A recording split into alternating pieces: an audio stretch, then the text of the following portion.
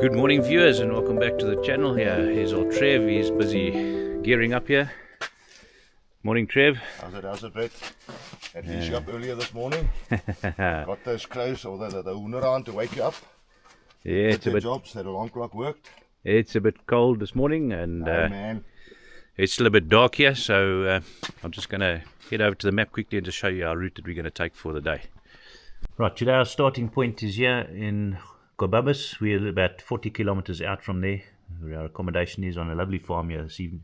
We've had a great evening last night on a lovely farm here. So Walvis, we are heading off to Windhoek. We're taking the tar road still. Off to Windhoek, we are going to visit a client there just for an hour or so. And then from Windhoek we're going to go to Swakopmund and then right down to Walvis Bay. And that's where we're going to be camping out tonight. Just having a look at the great sunrise this morning. Quite pleased we woke up a bit earlier to leave. We're looking forward to the day's ride. Off we go. No. Off we don't go.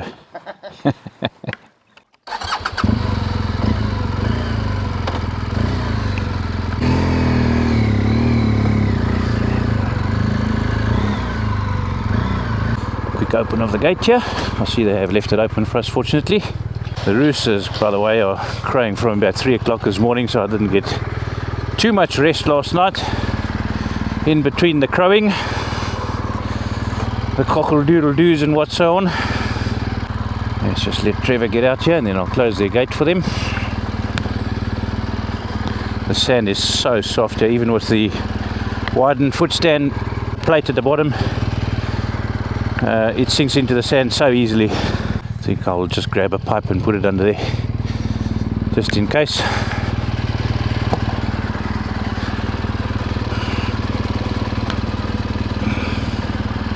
That should do it.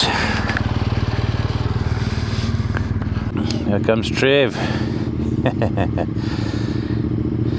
Let's see how he handles the sand today. I'm going to stick behind him a bit, but I may have to overtake him because I've got to catch up a bit of speed.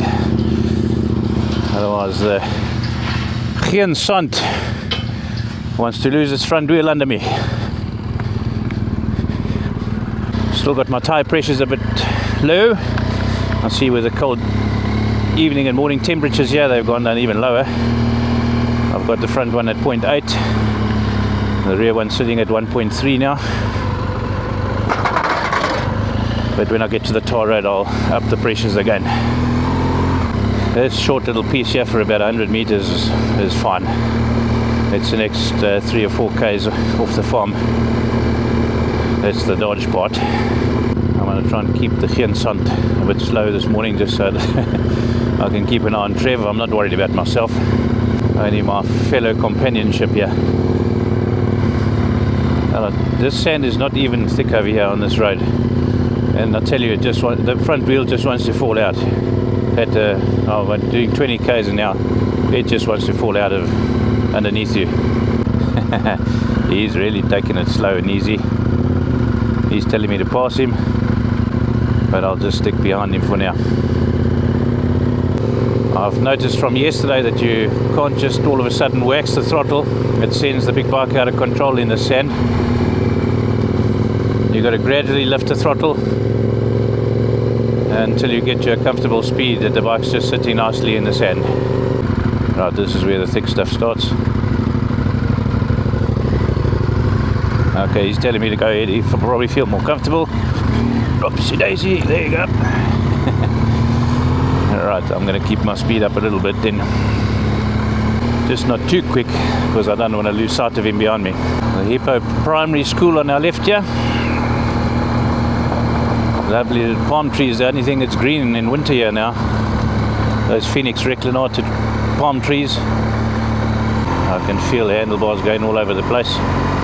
Just need to relax and take it nice and easy. I'm going to keep my bike in the higher revs. I'm only in second gear here at about 60 k's an hour, but just so that I can open it up when it does that.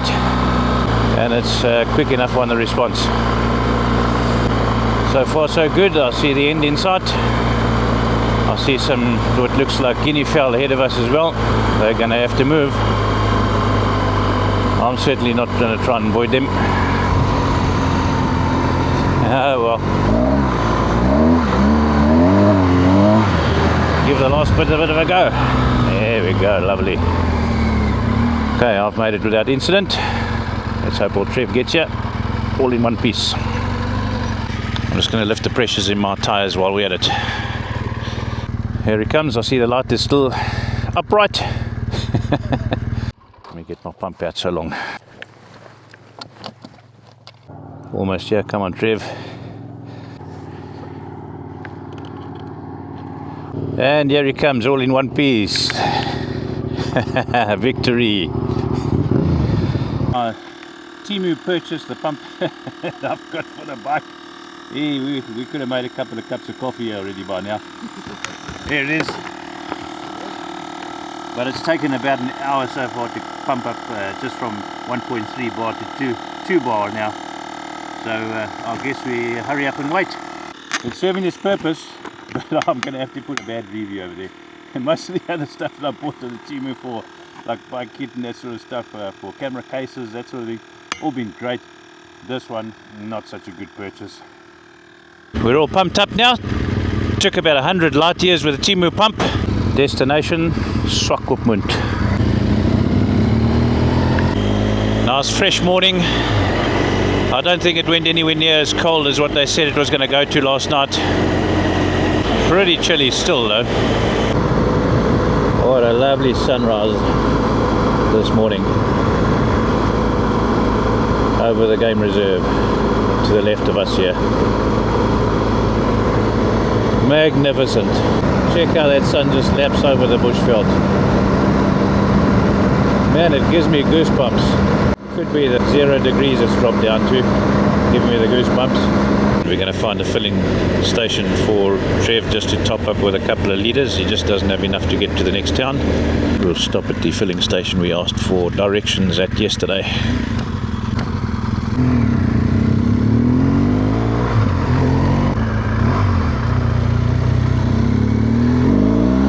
Oh, got a bit of air there. I've forgotten to take it out of enduro mode. And I gave a bit of acceleration there, the weight on the back picked the front up a bit. Wasn't expecting that. We've topped up again. It's about 210 k's to Windhoek from here. So it should take us about 2 hours, 2.5 hours. We're starting to see the remnants of civilization again as we ride through Walvis. You can see they've got a Kentucky here, they've got a Midas here. It feels strange being back in civilization. I prefer being out in the bush. Here's a little Suzuki 250 V-Strom for sale. It's quite a good all-rounded little bike that I think you pay only about 60k for it. And it's got all sorts of things like ABS on it. It's got little charging ports for your cell phone and all that sort of thing. Really well-rounded little bike for a little dual-purpose bike. That value for money. The Trans-Kalahari Highway. I've not ridden in one riding. I thought the Free State in South Africa had some of the most longest, straightest stretches. But this Trans-Kalahari Highway certainly tops it. I mean, it just goes on for... You can drive in a straight line for over 100 kilometers at a time. It's just something out of the ordinary for us in South Africa. I think I've got a name for Trev's Honda after yesterday's stint. I think we'll call it the Kalahari Ferrari. I think that's a good name for it. This piece of the Trans-Kalahari Highway, I would imagine, could be quite a dangerous piece to be riding on. Every so often on the verges of the road we're finding quite a bit of game grazing or lying down in the pasture here on the road verge. They could get up and dart across at any minute. It wouldn't be too pleasant travelling this route in the evening on the bike for that simple reason. Warthogs, I've been warned, are also imminent in the area, so we're keeping an eye out for that constantly. Namibia, however, is treating us quite well for the picturesque scenery. Lots of animals on the road to see on the sides. We're seeing a lot of hornbills all over the show, and guinea fowl, plenty of guinea fowl. And they're just on the sides of the road either side as we're travelling through. Looks as though there may be a spot up ahead just to stop. We're about 2 hours into the trip now. Let's just pull over for a leg stretch here. There's the soft sand again. Namibia is not failing us. There's baboons on the side of the road, there's guinea fowl, there's buck. Absolutely awesome. That's a lovely old bridge, that. We're about 53 k's from Windhoek according to the info board. We've now seen a couple of warthog and I can't believe the number of hornbills there are around. There were just flocks and flocks of hornbills. That's something that we don't really see much in our areas anymore at home. And here they're a dime a dozen. Finally a few corners. I'm starting to appreciate a couple of corners again. The road's been so straight for so many hundreds of kilometers. I'm awakening again. Yeah. We're closing in on Windhoek. We're about 18 k's away, where I'm going to visit a client of mine now, just to say hello. Windhoek, the capital of Namibia, if I remember. Such a different style of house building over here. Quite like it. Look at those beautiful places. Seems to be a heavy military and army presence over here through the area we're travelling through. We've just seen a lot of them there. Ferreira's Garden Centre. Man, have I been waiting some years to get here. I'm finally here for a visit. Right, so we have a little bit of an issue. We've just finished up visiting our clients in Namibia, and Trev's bike's fuel tank has sprung a leak on a small dent on the side of his fuel tank from the fall. It has now started to leak out of there, and we've got to find some sort of way to seal it off before we can continue with our journey. Why did you bring me here? I told you I must stay down, but no, I must go with you and Susan. Thanks to Avelino, yeah, he's helping us get the Honda back on the road, yeah. We've got a slight leak in the tank there, in a bend on the side. It's developed a crack, but we found out that the breather pipe or the breather on the cap is not working, which caused a vacuum on the tank and caused the tank to bend in and out every time we fill up. So we're going to have to seal that up. It's caused like a crack there, and it's leaking fuel badly. Okay, that's our repair job there. We just cut a small groove in the rubber seal there because the breather pipe that's connected to the tank is blocked. We can't get that all off now, so we just cut a hole in there. Hopefully that will work. So that's it now. We've plugged the tank. We're going to wait about half an hour and then we will be on our bicycle. I'm sure it would have sealed off by then. So it pays to have some of that with you on your bike ride. That was worth taking with. Right, we're on the road again. We've got to find a filling station to fill up, see if our Pratley's fix has worked. Well, it was a nice little visit there. And thank you, Zelda, for our breakfast. We appreciated it. We're obviously running now 2 hours behind. So I expect we're going to get to our destination close to dark or in the dark. Our destination from Windhoek is Walvis Bay. There we may spend an extra night just to chill and to sort out the few little nigglies on the bikes. Like the wheel balancing problem and the fork that's leaking on Trev's bike as well. We may stay there a little longer just for that. We are about 80 k's out of Windhoek now. Trev hasn't stopped to moan about his fuel tank leaking yet, so I'm assuming all going well back there with the Pratley steel. And while we're travelling, we're just on the highway at the moment, so we're trying to just make up some lost time. Not going to take any back road today. Very mountainous around us to the right, all the way towards Swakopmund. Got another 3 to 3.5 hours before we arrive there. The Namib truly is beautiful. This is a nice little farm school we're going to stop in just for a leg stretch. Quite cool.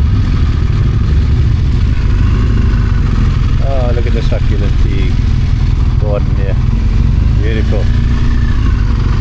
Hey, there's another biker. It's only the second biker we've seen on the trip so far. Now there's the bike I should be on. That's what I like to see, old cars. Let's stop here for a couple. So that was a lekker visit over here at the farm stall. We bumped into a gentleman from the Netherlands that's riding that Tenere 660, and he's touring the whole of Namibia. He's from Cameroon area all the way down to Namibia, and is on the hunt for a job down here, so that he can tour the rest of Namibia for some time. So I've had a good talking to by the Dutch fella that we had a chat with, very interesting fella, and he's just come across to me and said, "Why are you carrying so much stuff?" I said to him, because I never knew. It's my first trip, a long distance like this, so I brought everything in the kitchen sink. Definitely a bad idea. The Dutch guy's touring the whole of Namibia, and all he's got is one bag the size of my Go Gravel bag, and that's his old possessions, his whole life in it. So if he can do it like that, I'm blimmin' mental. Still about 150 k's away from Swakopmund. The towns are lovely to drive through over here in the areas en route to Swakopmund. They're just so different looking to everything in our own areas. There's just a different style of building, different look to the gardens, different look to the nurseries, very succulenty. You can see that the conditions here are very harsh. We've also started to pass a mine or two, reminding me of the fact that Namibia is quite wealthy. The country itself, you can see by the housing developments and everything going on here, surely coming through the diamond mining that's happening in the areas here. But just about every river we've crossed, there is just no water. It's very dry in winter. Looks like guys go and play around with their 4x4s in the riverbeds there. But what is nice travelling through these areas now, we're at least finding some places to stop or buy a bit of food, have a cup of coffee, and the roads are very, very good so far. Wherever the roads have deteriorated a bit, there's a lot of work going on and repairs going on in those areas.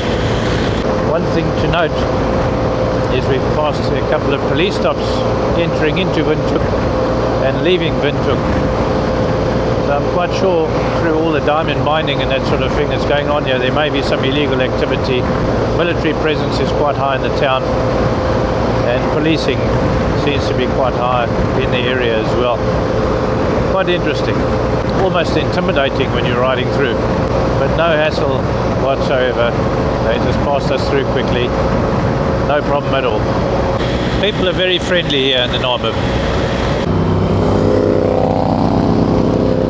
There goes the Kalahari Ferrari.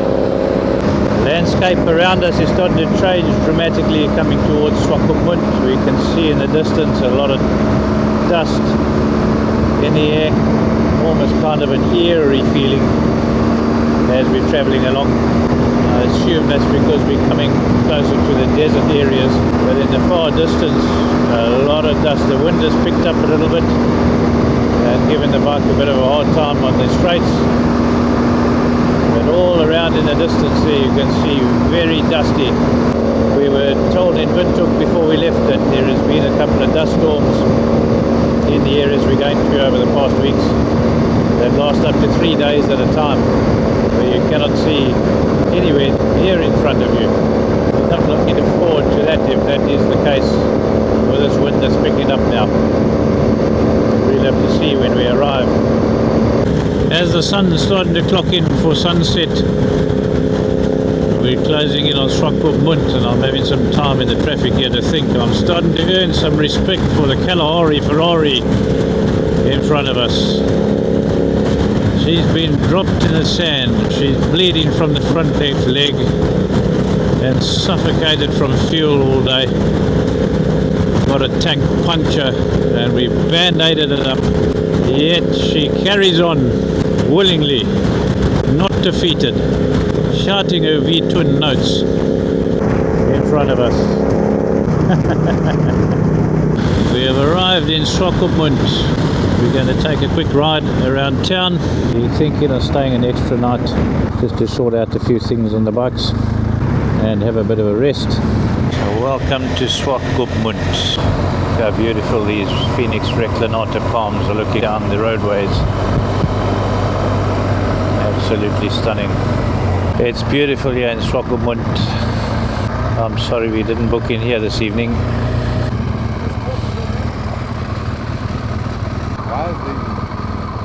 Hij is door aan de kant KwaZulu-Natal. So yeah, I'll just dawn it over on one of the sand roads, but luckily nobody got a pick of me. I had to get somebody to help me pick up the bike, and so I just couldn't do it in the sand on my own. Should we tell Trev or shouldn't we? Because he took off ahead of me and waited a bit further on. I don't know if I should tell him. But have a look at this beautiful setting here. It's absolutely magnificent. The sun is going down.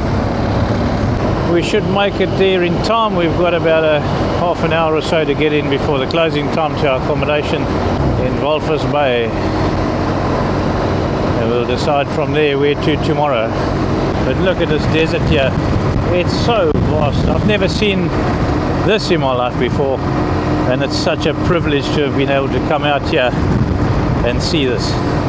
There are many people that don't get to experience this, and I'm just pleased that I have. We've got a beautiful beachside road that we're travelling on now. It's so gorgeous. Look at that sunset in the east there. I see an oil rig out at sea over there. That's unusual to see. Could be an oil rig, could be a gas rig, I'm not sure.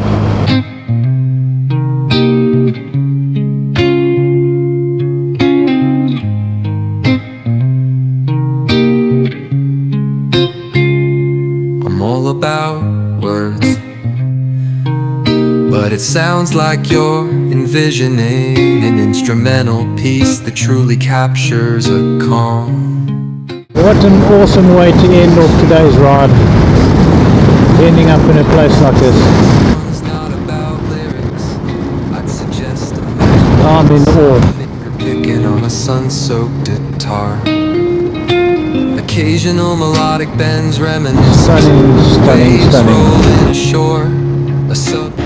Just arrived in Walvis Bay where we're going to be cabining tonight. And that sun going down, I would imagine it's going to be an amazing sunset this evening. We have arrived at the Lagoon Chalets where we booked in this evening. It looks pretty awesome, yeah. Check how that sun is setting there in the background. And now we must just organise our check-in, and then we'll head to town to go and get us some grub. Right, this is our little pad for the evening. Quite lekker, little kitchen there, toilet, and Trev's got his own bedroom as well. Double bed again. So we're going to out and have a grub now. We've been warned that from tomorrow's ride that we plan to go down to Solitaire, not to risk it. We're probably going to go back via Windhoek and then straight down to Marienthal from there the following day. Tomorrow we're just going to take a break and just explore the area. So until the next video, cheers till then.